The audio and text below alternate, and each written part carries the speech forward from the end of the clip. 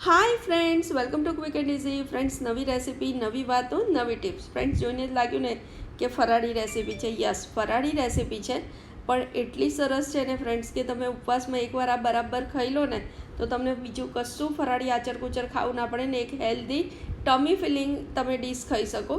તો ચલો આપણે રેસીપી સ્ટાર્ટ કરીએ. તો એ રેસીપીમાં આપણે સૌથી પહેલાં 1 લીટર દૂધ લેવાનું છે. તમારા ઘરે જે પણ દૂધ આવતું હોય એ, આ ગાયનું દૂધ છે, થોડું પતલું છે એટલે મારે થોડું વધારે ઉકાળવું પડશે.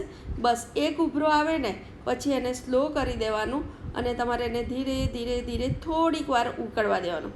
થોડુંક 1/3 જેટલું ઓછું થઈ જાય એટલે આ મેં 2 ટેબલ સ્પૂન જેટલા સાબુદાણાને 2 કલાક પલાળીને રાખ્યા હતા, બહુ જ ઓછા પાણીમાં. જો એકદમ છૂટા ને સરસ છે ને. બસ હવે તમારે 5-7 મિનિટ ઉકળી જાય ને દૂધ, પછી એમાં સાબુદાણા નાખી દેવાના. સાબુદાણાના સ્ટાર્ચથી જ એકદમ સરસ ક્રીમી રબડી સરસ થઈ જશે તૈયાર.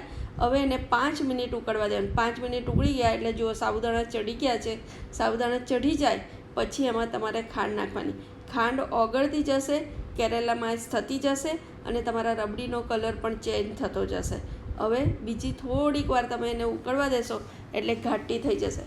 ફ્રેન્ડ્સ, આને એક આપણે ટ્વિસ્ટ આપવાના છે કે આમાં આપણે ખજૂર ઉમેરવાના છે. યસ ફ્રેન્ડ્સ, એના લીધે એનો ટેસ્ટ બહુ સરસ લાગે છે અને આ બીજા નટ્સ છે એટલે આ રબડી એકદમ સરસ બનશે. તો મેં 6 થી 7 ખજૂર લીધા છે. સોફ્ટ છે એટલે બીજું કંઈ મારે બહુ કરવું નથી પડ્યું. તમારી પાસે થોડા હાર્ડ હોય તો થોડા દૂધમાં પલાળીને પછી એને પીસવાના. હવે 1 ચમચી જેટલું ઘી મૂકી અને પહેલાં તમારે આ નટ્સને ઘીમાં રોસ્ટ કરી લેવાના છે, પણ એમાં કોપરાનું ચીણ અને ખસખસ નથી નાખવાના, ખાલી નટ્સને જ. હવે થોડોક એનો કલર ચેન્જ થઈ ગયો અને ક્રિસ્પી થઈ ગયા ને એમાંથી આપણે 1 ચમચી જેટલા બહાર કાઢી લઈશું ગાર્નિશિંગ માટે. હવે એમાં કોપરાનું છીણ અને ખસખસ ઉમેરી અને અડધી મિનિટ જ, બહુ નહીં તો કોપરું હાર્ડ થઈ જાય ને. બસ પછી એમાં ખજૂર આપણે જે સમારીને રાખ્યું હતું ને એ ખજૂરને કશું નહીં, 1-2-5 સેકન્ડ જ ખાલી કોટ થવું જોઈએ ઘીથી. બસ હવે આ જે દૂધનું મિક્સર છે ને એમાં આપણે આ નટ્સવાળું મિક્સર ઉમેરી દેવાનું છે અને બરાબર હલાવી લેવાનું છે. હવે તમારે એને ફરી 2 થી 3 મિનિટ ઉકળવા દેવાનું છે અને એકદમ સરસ ઉકળીને ઘાટું થઈ જશે. હમણાં તમને પતલું લાગે છે ને, થોડું ઠરી જશે એટલે સરસ થઈ જશે. છેલ્લે તમારે ઇલાયચી પાવડર ઉમેરી અને હલાવીને એને થોડું ઠરવા દેવાનું છે. ફ્રેન્ડ્સ, આ રબડી ઠંડી ઠંડી બહુ જ સરસ લાગે છે. જો કેટલો કલર ચેન્જ થઈ ગયો અને કેટલું ઘાટું થઈ ગયું પહેલાં કરતું ઠંડા પડ્યા પછી.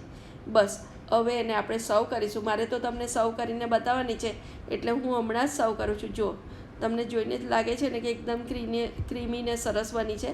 ફ્રેન્ડ્સ, તો તમે આ ચોક્કસથી બનાવજો ઉપવાસમાં. બહુ જ હેલ્ધી રેસીપી છે અને તમને ખાવાની મજા પડશે. નાના મોટા બધા ખાય એવી રેસીપી છે, તો તમે ચોક્કસથી ટ્રાય કરજો. તમને ગમી હોય ને તો તમારા ફ્રેન્ડ સાથે શેર કરજો અને મારી ચેનલને સબસ્ક્રાઈબ જરૂરથી કરજો. Thank you for watching.